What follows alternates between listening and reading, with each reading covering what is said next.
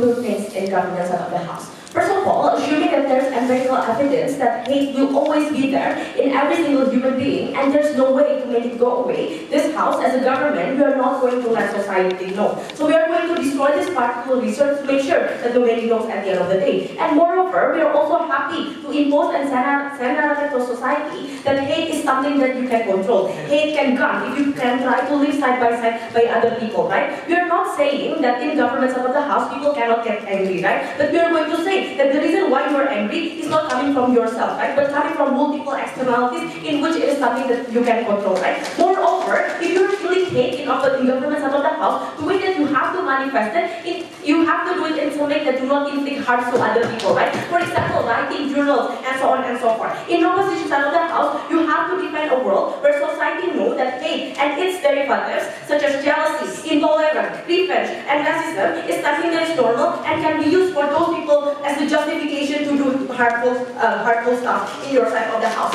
Second of all, this debate specifically happens in the perspective of government. Therefore, the question of this debate is in which world government is able to shape the behavior of society, in which this is the utmost interest of every single government in this world. In my speech, I'm going to address three questions. But before that, So in your world, people do not have already sets of hatred to be from birth, right? So they can't develop hate when they are already alive and going. Okay, even if they're going to develop hate in outside of the house, the way that they have to manifest their hatred is not going to be that harmful, right? Because if they do it in a harmful way, people is going to exclude you, right? People is going to shame you because you are seen as someone who can control your behavior. So first argument, why this is in line with government's interest to shape the behavior of society? Ideally, government wants to establish public order in society. That's why you have things like criminal justice system, civil court to settle dispute and so on and so forth, because this is the utmost interest of all government. But why then publishing this information is exactly going to disrupt that particular interest? I'm going to specifically talk about how the reaction of society is going to look like in their side of the house. First of all, people is going to have the justification to inflict harms to other people, right? For example, discriminating immigrants, abusing women, or even feeling disgusted LGBT people and so on and so forth. Why is it likely? Because number one, there is no cause for you to do that. Because in status quo right now, when you don't have this empirical evidence, people is going to ask you, why you did this and so on and so forth. But in your side of the house, the way people is going to answer that question is that this is something that I cannot change. This is something that's innate. This is something that's inside me, ladies and gentlemen, right? But second of all, exactly because in your side of the house, you are going to send the narrative that this is basically human nature, right? Because this is something called lottery of birth and so on and so forth. It means in your side of the house, you are going to exactly accept all kinds of manifestation towards it because you are going to assume all the manifestation is something that is legit, right? It means this particular excuse is going to be easily accepted by politicians or people on the ground because they know that everyone has this particular hatred within themselves, ladies and gentlemen. But third of all, even if the manifestation of hatred is not going to be that extreme, in your side of the house, you're still going to have things like microaggression, subtle discrimination, and so on and so forth. But ladies and gentlemen, this is still bad because those things are exactly things that are hard to be detected, right? Because it is really hard to be prosecuted and it is still harmful to minority, for example, in your side of the house. But what is the outcome of opposition's policy when people can freely manifest their hatred, right? First of all, take a look at what happened with criminal justice system. Take a look at how you're going to treat criminals, right? Because it is something that is innate, it is something that cannot be changed, it is going to be used as a drug for mitigating factor, ladies and gentlemen. Just like how in status quo right now, you use mental health because it is something that is innate as a mitigating factor to make sure that people are not going to be punished, ladies and gentlemen, right? In your side of the house, you are going to exactly similarize mental illness and the idea of hate as the same mitigating factor, ladies and gentlemen, right? This is bad because the evil intention has to be punished as well, ladies and gentlemen, right? Because sometimes the manifestation, the impact might not be that bad, but your inherently, you yourself having evil intention is something that is really bad to begin with, ladies and gentlemen. We agree that in your side of the house, you are still going to punish individual based on that impact, but we think it is not enough, right? The reason why it status quo right now, rapists are being punished is because we say lust is something that is not innate. Lust is something that you cannot control, ladies and gentlemen. In your side of the house, it means people can freely discriminate other people, and it is something that we do not want. But second of all, in opposition side of the house, when you allow people to express their hatred, for example, hate speech, freedom of expression without any limitation, that's the moment when government is going to start boxing people based on their identities, right? For example, conservative is going to be concentrated in particular area. Liberal is going to be concentrated in only blue states and so on and so forth. Because that's your only way to mitigate the harm coming from this manifestation of hate. But third of all, I think it's also going to be a political tool. immigrants, right? The reason why it's successful right now, people hate migrants, is because of economical factor and so on and so forth. But in your side of the house, we're going to say that inherently, after you were born, you automatically hate migrants, ladies and gentlemen, right? So in your side of the house, it is going to be worse off. But why not in government side of the house, it is going to be better? Because first of all, our proposal is going to work like a placebo effect, right? Because everything is basically a social construction. So in our side of the house, we're going to create a social construction that basically being hateful is something that is so shameful, right? So the manifestation is not going to be harmful as well. But second of all, if you don't follow this particular social construction, more likely you're going to be excluded by people on the ground, and it is comparatively better because in your side of the house, you're going to exactly tolerate the idea of hatred, right? Second argument, let's talk about how people is going to have better self-fulfillment in the government side of the house. Ideally, people should be able to be happy, to have self-fulfillment, right? But having hate as something that's innate, as something that cannot be changed, is exactly going to hamper that. Why? Because in your side of the house, people will always feel insecure because of two reasons. Because first of all, you always have prejudice to other people, right? Because you have the innate hate in yourself. But second of all, you constantly feel insecure as well, right? Because you know everyone is full of hate, ladies and gentlemen. Everyone has the same possibility of attacking you, hating you, and discriminating you, ladies and gentlemen. That is harmful because you don't feel happy at all in government side of the house. Meanwhile, the idea of happy is exactly the prerequisite for other emotions, such as being grateful, and so on and so forth. In government side of the house, even if other people is going to harm us, at least we're still going to have the urge to see that person at his best, ladies and gentlemen. We're going to send the narrative that maybe he's not in his best mood, maybe he's tired, and so on and so forth. Right? At least in outside of the house, you are not going to do revenge, and it is comparatively better, right? But first of all, let's talk about the explosivity of hatred, right? Hatred is the most extreme emotion in comparison to other kind of emotion, ladies and gentlemen. Why? Because this is a zero sum. You can only satisfy your hatred after other people suffer more, ladies and gentlemen, right? And moreover, hate is something that's insatiable to begin with, right? Even if you're going to manifest your hate into killing someone, you're not going to feel satisfied at all, right? You're only going to feel satisfied after you kill another person, and it is inherently something that we do not want in our side of the house. We're very proud to open the debate. Side opposition will publish the information. I think this is something that's important to know and for future policies that we're going to make. Now, a couple of clarifications that also serve as a rebuttal to side government. Number one, note that while this debate assumes that hate is immutable, it doesn't mean that hate cannot be overwhelmed. Note that the decision-making of a person is not based on a single calculus that is hate. I might hate a person so much, but my fear of a punishment that is delivered by the state might be greater compared to the hate. That is why I still do not kill the person anyway. And it is important to note that law still exists in both sides. Why? Because humans are self-interested. Yes, you might hate someone so much that you might want to murder the person, but even then, you will not agree to an open killing season inside of an anarchy state where there is no law. Why? Because you are afraid that there are more people out there who hate you, and that's why they want to kill you much more. And in the end, we still need to know this information. Know that hate cannot be that overwhelming, because they themselves agree that there can be a placebo that prevents the hate from manifesting. That's why hate in both sides should not be that overwhelming. Secondly, note that you are not born hating certain things. You are not born as a baby with a list of 10 things I hate so much, ladies and gentlemen. No, within you are a blank slate with a potential of hate. However, we do agree that once the hate has manifested on certain things, it is unchangeable, and we're going to deal with it. One last quick rebuttal before I move to my keys on the placebo solving that they want to offer. We would argue that this is not effective, right? Why? Because people will be reluctant to push this placebo. Why? Because all the people in their side will feel hypocritical, ladies and gentlemen. They push this placebo while they themselves engage in the immutable hate that they themselves manifest with like some microaggression. We think that they're going to be ashamed in pushing it if compared to what we're going to do. Alright, two things in my speech. Number one, why we need the full information to create the best policy out of it. Number two, how the people will react and how they will prevent further hate triggers. Let's begin with why we need information. What is the parameter of information that we must share as a state? We think that the parameter of that is when the information is relevant to public policy making, that there's a great risk or benefit if the policy is done or not. And this is the case here.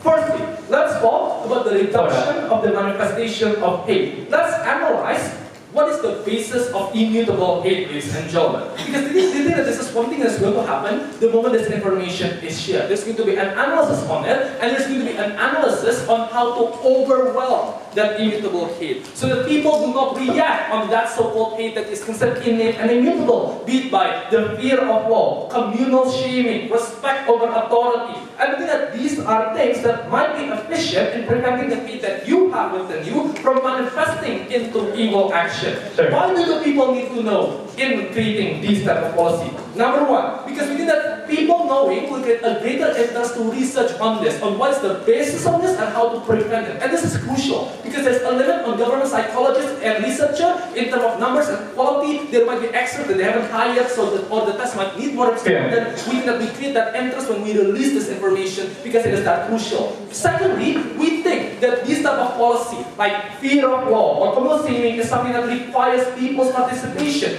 Shame, for example, will require a community to do an active shaming over behavior that is done through hate, like racist behavior. Law will require the community to participate in reporting and tracking the law to begin with. That's why community needs to know, ladies and gentlemen, because they must be engaged in squashing the manifestation of those hate, after my first argument. Secondly, in the worst case scenario, that hate is unchangeable, it cannot be overwhelmed, and they will engage with this manifestation that are evil. Now, this will engage with her mitigating factor argument, right? We think that in this scenario, the best option is direct separation, ladies and gentlemen. Because we think that rather than seeing a conflict and a bloodbath rise up, which will be likely in their side, we think that it's better if we just directly separate these people to begin with. Why is that much more likely in our case? Number one, inside government, it is unlikely for you to push segregation as policy. Why? Because there's a narrative of unity in diversity, the likes of Bhinneka Tunggal Ika, or populist rhetorics that we stand stronger together, right? We think that people need to know that sometimes hate cannot be changed, so let's just separate you before the conflict and the harms rises up. But secondly,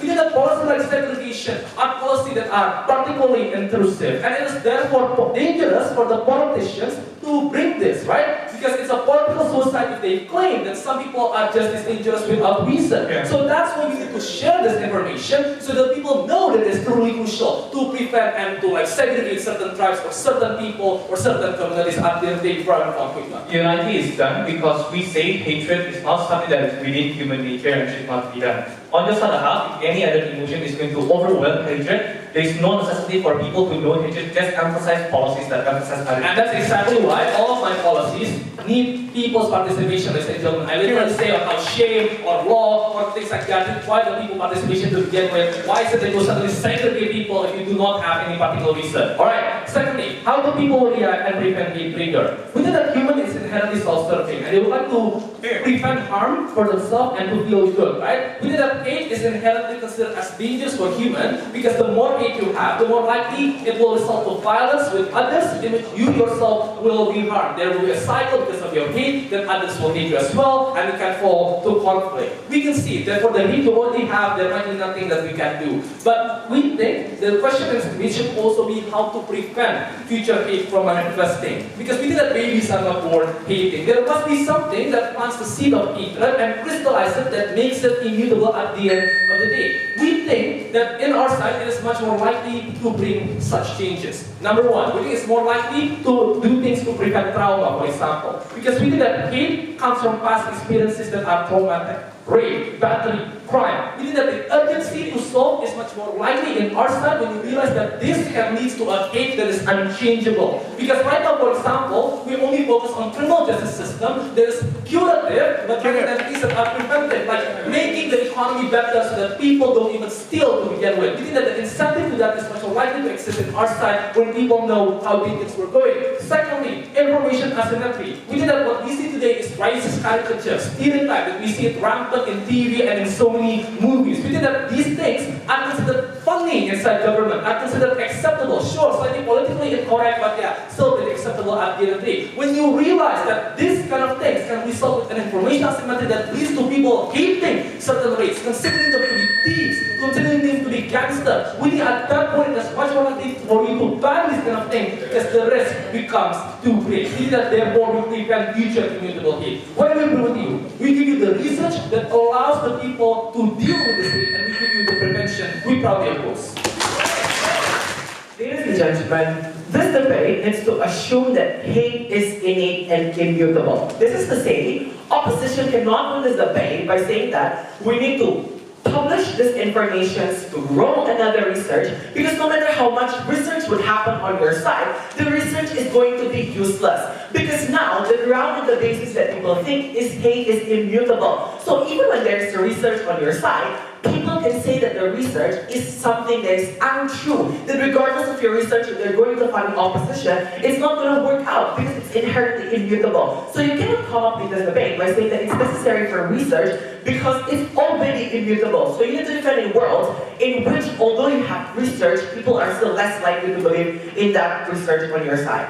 Given that, I have two questions to answer. Number one, why they hampers government agenda to create tolerance? Number two, why they make people less happy? So firstly, why they hamper government agenda to create tolerance? Hanum tells you clearly, which was never been rebutted by that side of the house, is that in a world where you publish this information, people will have the justification and legitimate ground to manifest their hatred.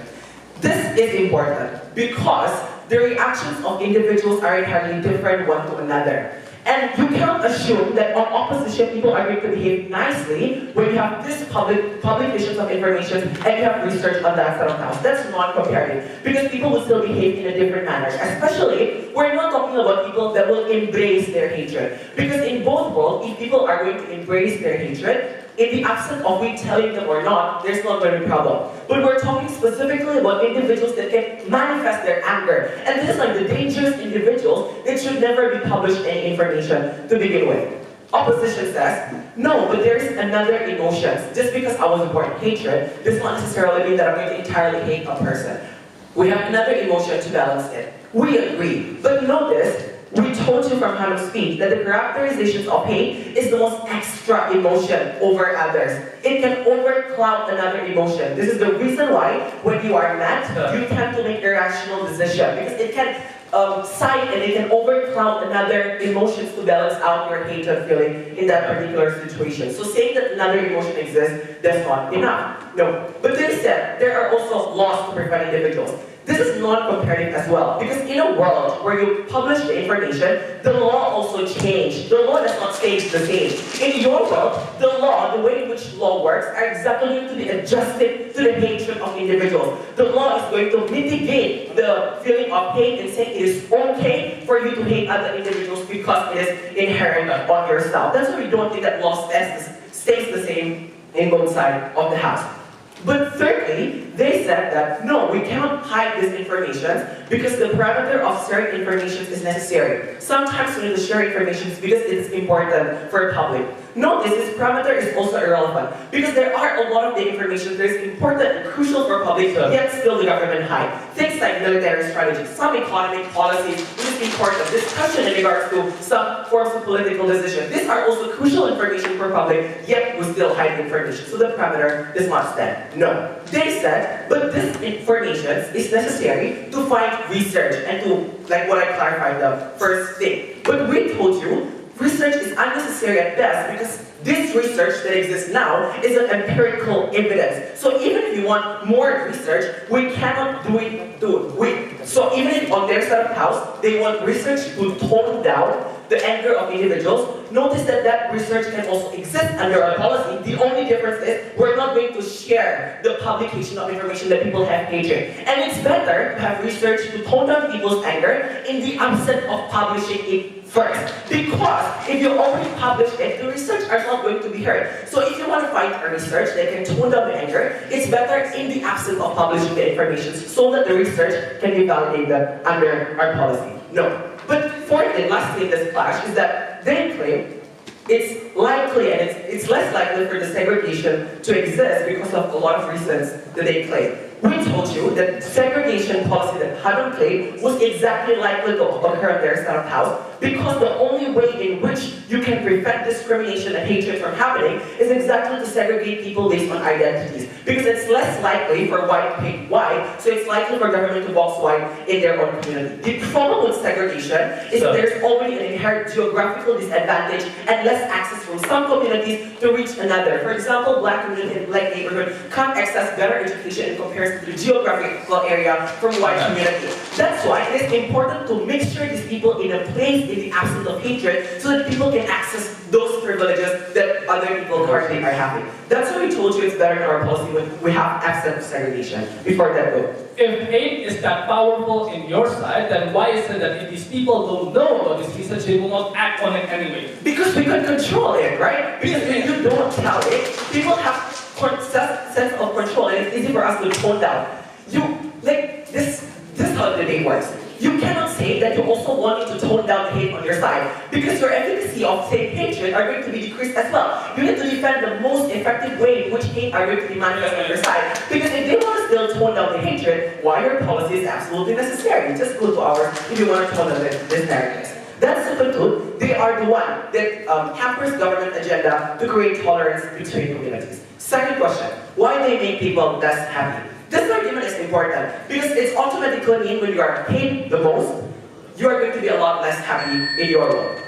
They said that we can expose hate to be able to change policies and whatever policy they mention. But we would argue that policy making is better off than their policy. Because policy making in the absence of hate means that individuals are more willing to hear to another side, means that individuals are more willing to compromise, means that individuals are willing to the opposing interest. In a world where it's full of hatred, policy making becomes very selfish. Individuals do not want to listen to others because they think that benefiting others makes it harms me. So policy making is worse on your side when you have hatred as the basis of it. Opposition says, but it's important for us to tell the white so that white knows there's a reason why black is hating them and vice versa. No, in a world where white community and black community knows that hate is inherent, it justifies white to even hate minority or black more. Because white thinks that the only reason in which black hate them, it is inherent. So, as much as I want to try to approach them, it can never change them. So the only way in which I can do is to shock them through police. So this is what happens, right? Because it is inherent, so the only way in which the most proportionate way we can do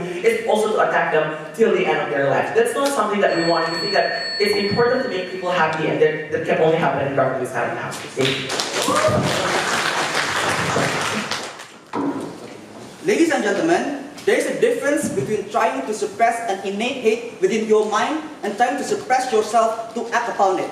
And that side, people will focus on trying to empathize, to try to change their hearts and minds and fail. On our side of the house, people will try and focus on self-control and succeed. And this is what creates stability within society. Because people have limited brain capacity and heart capacity, they can't do both on our side. Releasing this information will make sure that society focuses on trying to suppress and self-control their hate. And we'll talk about 4 things. Number 1, why we create better interactions between conflicting individuals and groups. Number 2, why we prevent initial hate. Number 3, I'm going to deal about society's control towards actions and crimes that are in the name of hate and why their side fails to do so. Number 4, and we'll talk about segregation, integration in the future, and also how to create policy. So first of all, let's talk about the types of negotiations and the types of strategies that will be used on that side of the house. Because we're trying to focus on trying to empathize to the other side, of trying to change the way you think about the person and have maximum amount of interaction. And we think that's bad, because when you know that the hatred within your minds are in fact innate, they will affect every single individual within this conflict will have massive mental blocks in which they fail to succeed in terms of trying to succeed, trying to understand the other side. It can lead to stress, it can lead towards arrogance even. And what's the consequence of that? We think that at the heat of the moment of interactions and discussions, when you have so many things clouding your mind because you're trying to focus on how to change this innate feeling on your mind, well, you actually do not know that it's actually unchangeable. In the heat of moment, you are more likely to do things like crimes that have physical manifestations of this hatred to begin with. And this is something that's very important because society and people have limited brain capacity. They cannot make sure that they can do both on their side of the house. On our side, we think that people can focus on their limited minds, on making sure that they have self-control, making sure that they reduce and minimize possible triggers and possible interactions. For even if you have to have interactions, for instance, you will focus on things like taking deep breaths and trying to be rational as possible and not try to be emotionally invested within the interaction. That's why we think that those kinds of measures are more likely to be done by individuals compared to that side in which you already have innate hate, but you try to change it when it's actually unchangeable. Yes. On our side, the social consequences when you hate someone, there are certain costs that go towards you that incentivize individuals not to hate each other. So all of their mechanism also applies on our side. Okay, it exists on both sides. I will talk about my third point. So the consequence of that, we think that on their side it would be the direct opposite. Now you try to interact more. Now you try to be emotionally infected on the other side. And in the end, you will fail at manifestations of hatred that are physical and harmful. For instance, assaults will look more likely to be happening. Number two, we think that society have not developed their hatred from birth, but the moment you develop them, it will be locked and innate. What's the consequence of that? We think that people think the best of themselves, thinking that they have a noble heart, thinking that they have an open mind. So they would jump into interactions and jump into places, not being careful of possible triggers, not researching beforehand the possible triggers and the possible backgrounds that the society has. On your side of the house, people having that initial hate to begin with are likely to happen as in status quo, for instance, where a lot of white people, for instance, goes to rural, to black communities and develop hatred because they see a single crime. We don't necessarily, no thank you, before going to Bronx, for instance, having read about the economic and structural reasons why crimes happen in Bronx to begin with. So on your side of the house, initial hates are more likely to happen and it's very much harmful on your side. But let's deal with their argumentation. Basically, their logic is this. People can always justify their action because they say that it is innate. But notice that what is innate is not their ability to not self-control, but what is innate is the hatred. So judgment from society will be better from outside of the house. Why? Because number one, you are irrational because you have an innate hate. Why do you not control yourself? You already have that conscience that you have an innate hate. Why do you not be more careful and to try to understand people more? So society will think that these people, with the initial information that hatred exists, why don't you be more careful upon it? Yes. If people can do self-control in your side of the house, why can they do it in our side of the house? I have an entire explanation. Especially why people have limited brain capacity. They cannot self-control because they're trying to have a conversation rather than to trying to minimize that conversation and go away. That's what happens on your side of the house. But number two, you are irrational because you have an innate hate. And why do you rely on that? And justifications of practical reasons on their side of the house would be cast more doubt upon these criminals. We think that, for instance, in terms of court, in terms of judgments from society, we think the doubt upon whether or not your actions are justified would be higher. Because right now, criminals can always say that I have a lot of irrational reasons why I'm doing this crime because I'm already suppressing my hate, because I do not have that hate to begin with, and it is not an evil intention as they say. But right now, judges in the courts and society towards individuals can say to them that cast doubt upon that seemingly rational decisions because it might be overwhelmed by the innate hate within themselves, ladies and gentlemen. So criticism towards these particular actions are much better on outside of the house. Lastly, we think that it's important to not fall into their populist rhetoric that integration is always good, ladies and gentlemen.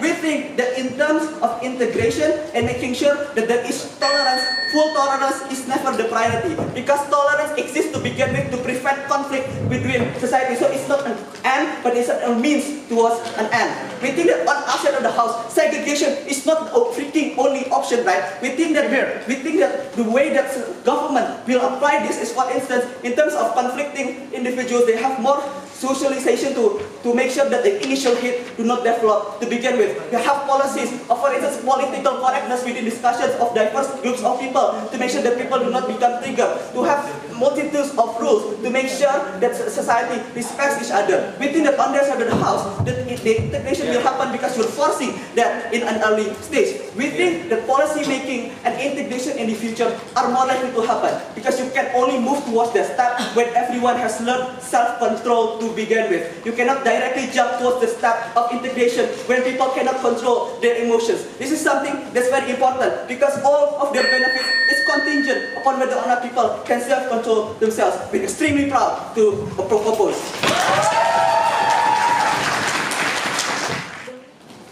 Mr. Madam Speakers, if you take a look at ITV case, it does not allow their analysis in place on a spectrum. We need to consider the fact that people are different. There are certain people who react when there are certain knowledge given to them, that they try to suppress their hatred. And there are certain individuals when they know that their hatred is not something that can be controlled and it's enough regardless of what you do and what you did, it is always stands with you. What I'm going to do is engage in these different scenarios and these different types of people, and why we did that in every possible case, government should win. Let's talk about the first thing. The explanations for people who are moderate and individuals who try to suppress their anger is to say that when you know hate and fear is immutable, you will find a way for that hatred to manifest. There are 4 responses to this. 1. Look, if it can easily be overdone than any other emotions, then there is no significant benefit whatsoever coming from their house. Why? Because people who not research this hatred anyway understand that it is not overwhelming for them to control this hatred. People who research regarding mental illness are people who are overwhelmed by the capacities of that mental illness it goes towards you. When it is easily overclouded by happiness, we think that is not something that's important. But 2, without these policies, government will create policies that is based on the other overwhelmed emotions anyway. So when the people actually overwhelmed by happiness, most times the government will create policies that create the maximum happiness that is on your life, like social welfare and like etc. The same way, when people are scared, most likely that the government is going to create policies based on that point. We think that is not something that exists on the house. Note that is practically contradictory towards all the argumentations that Ilham tries to propose that says people will suddenly research and will suddenly know because they are scared of the manifestations of that fear, when that fear is not going to be overwhelming like PM says today. We think that is practically inconsistent argumentations. But the second thing is this, right? Ilham argues to you that a lot of the argument that when you know that your hatred can be bad and most likely you're going to evade certain societal interactions and you're going to minimize the harm that existed. Look, that is an argumentation to know that hate is bad and not hate is inept. Because if you know that your manifestation of hatred is simply bad and also is on self-harm, mostly you're going to evade your interactions when you know that you can, for example, punch someone when you're not mentally and emotionally stable. When you know, for example, you are right now getting triggered by certain facts or during certain conversations, you're going to evade that particular also. What does that mean? That means that it is not an exclusive argumentation that it is on the house. What is exclusive? Because we think that right now government does not, and opposition does not have that point. What does it mean when someone told you that regardless of what you do, you're not going to change? You need to understand how suffering and how hard it is to control your mental and control your hatred. Sometimes it's tiring that even if you go to sleep, that hatred towards certain someone existed. When you broke up with your ex, for example, regardless of what you think, what you do, and to cry. When you want, for example, to figure out and burn everything that existed, that manifestation still existed on your side of the house. What does that mean? That means that it's crucially hard for you as individuals to eradicate that hatred. And when someone told you that that hatred, regardless of what you do, is still going to be there, it is very easy for individuals to just give up to letting go of that particular hatred and to just accept and succumb to that particular emotions. And we know that is what Hanum tries to elaborate, and that Hanum tries to elaborate, right? We say that this debate should not talk about whether hatred exists on us in the house, whether it exists on the other house. It is about the manifestation and the possibilities of that manifestations. We think that it is much more possible if you are able to convince yourself that hatred is something that is good and hatred that needs to be something that is inept, and give up in controlling that hatred in comparison when you constantly tell them that you are able and you have the ability to control that hatred and you have the capacity to control that particular hatred. The same examples applies in a mentally ill individuals, because regardless of the outcome, you always constantly tell them that you can live with this and you are able to change your circumstances regardless of the mental illness that you have at today. society. That does not apply when owners of the house, the reasons why you want to change is eradicated because of that possible outcome.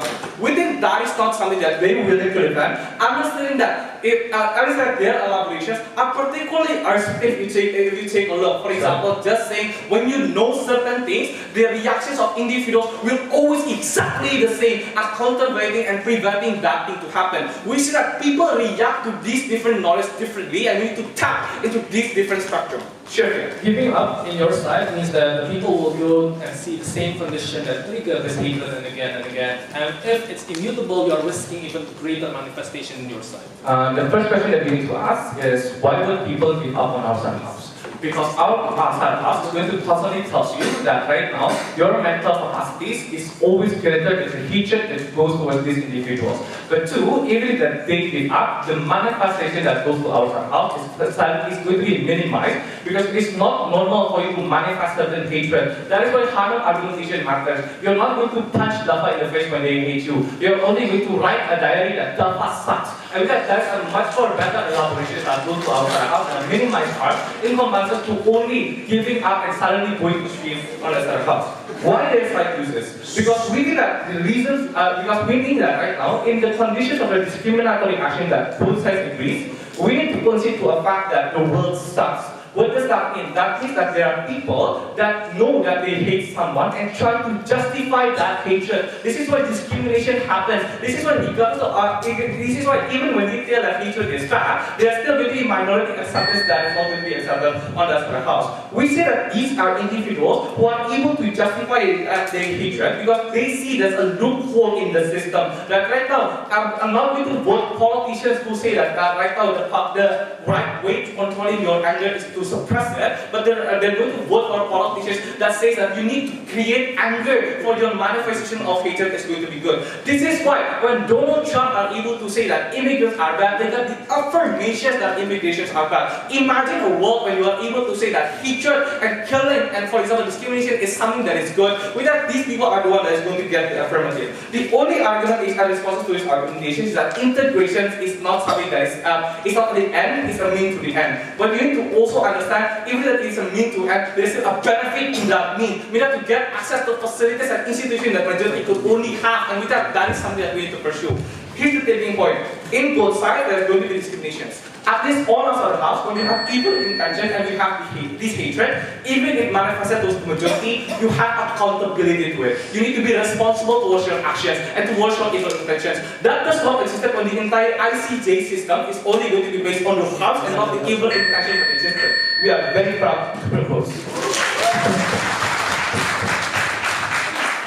I'm going to close the case of opposition by talking about two things. One, how do we best deal with hatred? Secondly, how do we make people happy? First of all, let's deal with how do we best deal with hatred. The basic claim that comes from government was to say that this narrative will cause people to use it as a justification to harm other people. To this, we have two simple responses. Number one, I think that it's extremely easy for you to send a counter narrative to it, ladies and gentlemen. It is very easy for us to say that just because something is inherent does not mean you should celebrate it, ladies and gentlemen. This is just like the analogy of capitalism, right? Socialists who disagree with capitalism concedes that people are selfish, that people are self-interested. But their basis of advocacy was to say that it is not something that we should celebrate. We must realize that people are arbitrarily born and they are unequal. They need social justice, ladies and gentlemen. We think that this is a parallel that is relevant in this debate because it is arguably very easy for us to send a counter narrative that this is hate, that is something that is very unideal, ladies and gentlemen. How are we able to do so?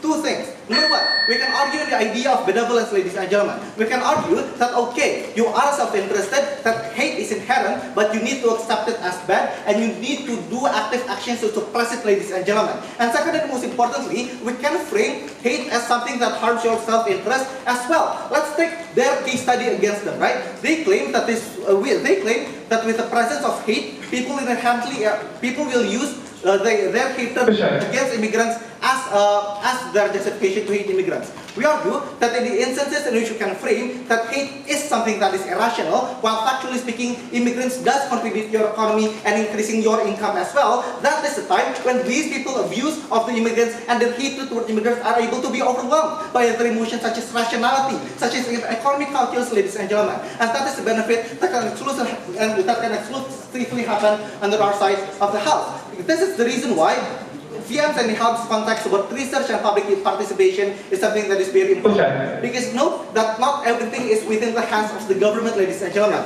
There are simply something that the government cannot do, and the best thing that we can do given these circumstances is to give as much information as possible to the people to the extent that they are able to rationalize that information and make meaningful actions of it at the end of the day. Syagung claims, as a response to this, that these kinds of research and public participation that will exist under our side will be useless anyway because you cannot change hate. This is a massive straw man, ladies and gentlemen, because the research that we champion is how you deal with this inherent hatred to begin with. And we argue that this kind of public participation and research requires people to embrace these emotions first, ladies and gentlemen. This is the reason as why Ilham's context becomes very important. Let's talk about two kind of people. Number one, people who cannot control hate. Number two, people who can try to control their hate. First of all, let's talk about the kind of people who can control their hate. We think that the analogy is simply like drug addiction, ladies and gentlemen. Instead of drug addicted people constantly denying that they have drug sports and constantly suffering themselves in the process, what they can do is to opt to other methods, ladies and gentlemen. They embrace it, they embrace it, they avoid their suck-out triggers, for example, right?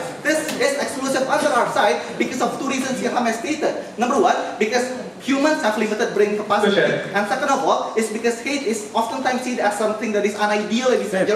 We think that is something that is exclusive under our side. Second of all, when we talk about people who can control their hate, it is even much more beneficial because now people are able to embrace that, okay, this is something that is inherent, but they are able to overwhelm it with other emotions and other mechanisms as well. We think that this is something that is exclusive. No, thank you. Lastly, let's point out the humongous contradiction of this particular clash.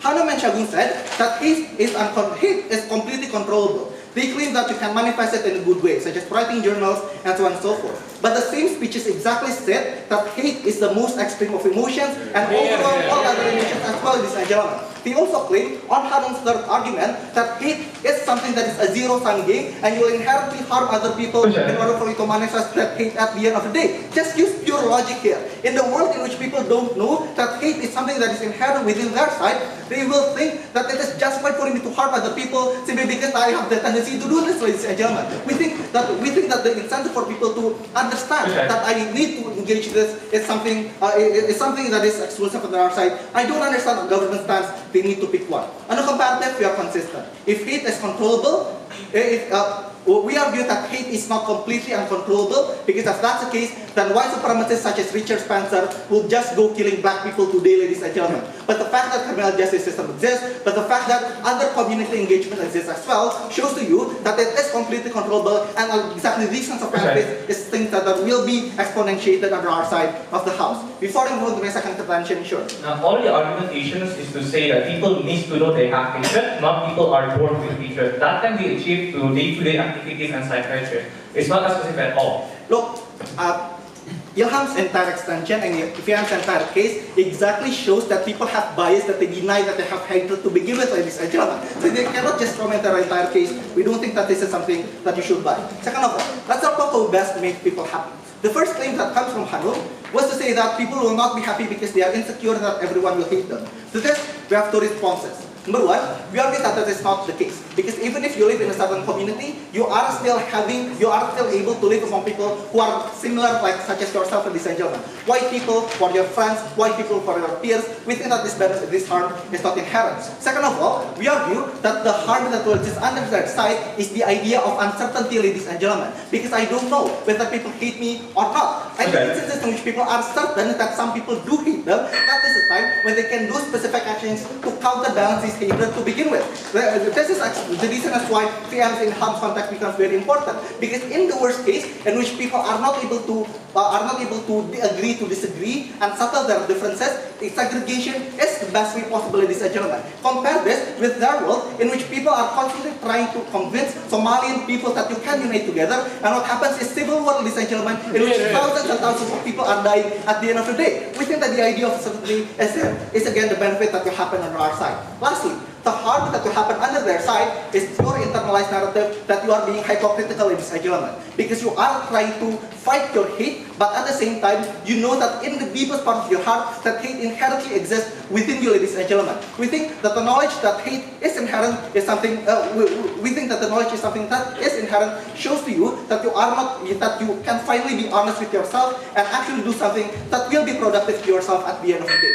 What we have proven to you in this debate is a conclusion. We have proven to you that we best deal with hatred. We have also proven to you that we make best people happy on our side. Notice that in consistent characterization, notice that constant attempt to strawman our arguments, we close the case of opposition.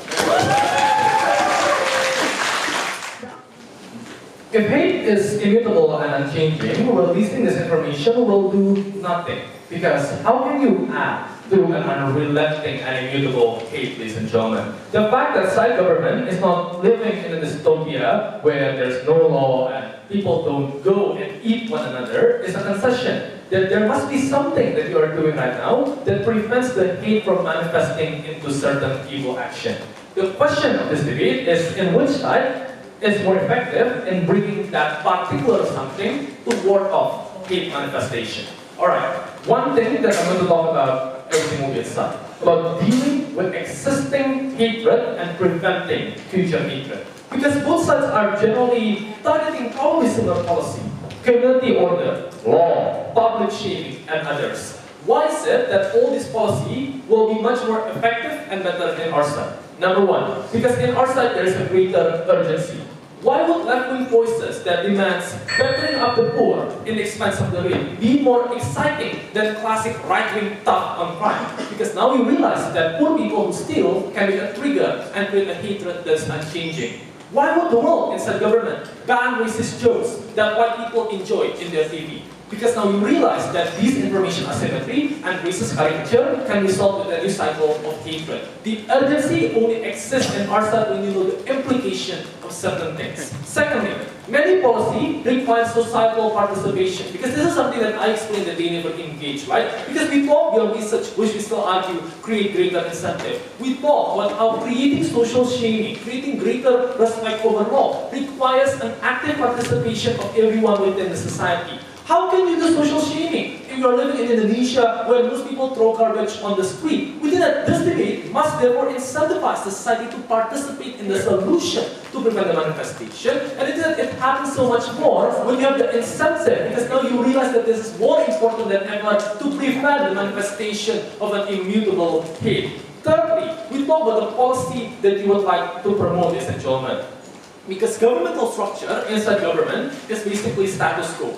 Classic unity and diversity, or that you can be the better person, that release and let go of your hatred. But maybe that's not the case, ladies and gentlemen. Because now, this is immutable, it is unchanging, and so you can never let go, and you cannot be part of the unity and diversity. Maybe, therefore, that you just need to just segregate the people, or probably put detection trackers in the people's lives so they never meet the people they hate. And the thing is, these are policies that can prevent the bloodbath, but if you pass this policy inside government, as I explained, your political career as a politician who knows about this information is over. Because for the people that don't know about the relevance, you are seen as intrusive, as a big brother state, as authoritarian, etc. We think that only in our side will these type of policy be much more acceptable, because this is the only way to prevent conflict from happening to begin with. Lastly, we talk about the people themselves, because we think that there is a reason as to why you hate, right? There's a trigger that results with you hating. Maybe you hate because of limited information. Maybe your hate manifests because the person that you are chatting do not reply. This is different for anyone, we agree. But in their side, ordinary people think that hate is manageable because they never see this information. We did that only in our side, that you know that once you hate, that is the end of the line, that you begin moving away from the triggers that result into hatred. Maybe you research more on the community that you see, so that if you see someone stealing, you don't see it in a bad light, and that becomes the seed of hatred. Maybe you choose to follow people rather than change them, right? Maybe you don't go to the Bronx, or maybe you don't go to the other race community. We think that these are active things that can be done by the society and by the people themselves when they know the rest that's going to happen at the end of the day. And that's something that will never exist in their side, because in their side you still think that you're a good person and that you can just let go of that thing. We think that only on our side will we guarantee the maximum security with problems. Opposition's case does not have anything as their outcomes. Because if you look at it, their case stops at analyzing that people have to know their information so that we can try to approach multiple factors that the individuals hate and we can calm it down to have a sense of control. But there's an inherent logical gap as to why is it likely to happen that way. We posit from proposition that people react differently. There are individuals that will justify their hatred. There are also people who will have sense of control. If this debate is just only about people having sense of control, that can exist either way. Because in our proposal, do not assume that in the absence of information, and we're doing nothing to calm down the hatred from people. We're trying to also tone down that information on their side. In our side, we still have the proposal and mechanism to control people hatred. The question of this debate is how can we prevent people hatred from manifesting? We told you it's more likely for people to hate in opposition because now people have justification. Their burden is to prove why toning down the people hatred is only exclusive when you publish the evidence. Because we would argue it becomes a lot more difficult to prove otherwise when people already have preconceived judgment in regards to certain information. That's why we could block that information to prevent people from having diverse opinion in regards to that hatred. The last defense that opposition has is to say just because you say hatred information and this evidence does not mean you need to celebrate that. Okay, then the purpose of opposition's argument is to also the efficacy of toning it down. So the tipping point ought to be, in which world can we best tone down people hatred? In our proposal, it's better. We agree. Hate is inevitable. But in our proposal, it prevents people from manifesting it because people understand there is a huge consequence leads after it. In your side of the house, when it's absent, when the information exists, people have nothing to lose because they understand, irrespective of what I'm doing, I'm going to be tolerated in that manner, ladies and gentlemen. So we don't think that on their side of the house, people are going to behave in a good way and to let go everything because it exists in yourself every time. Secondly, let's ask the question, in which world do we best make people happy? In opposition's world, people are full of hatred. People automatically becomes a lot less happier. People think that regardless of how much thing I strive to achieve happiness, the hatred in myself will always be there. That people that surrounds me are always hating. You lost trust and you are insecure. This is the most important argument that Hanum brought. The late response came from Kushay in telling you, but at least it's better to know that people that hate you so that you know which one is hypocritical and not. But notice, if all people are entirely hated, you cannot point out which one is hypocritical because all people are hypocritical in opposition side of the house, so you don't have a chance to pinpoint each other. But last and most importantly is this, in regards to policy making. Opposition required participation from people. We agree. The question that we impose since Prime Minister is how the participation would look like.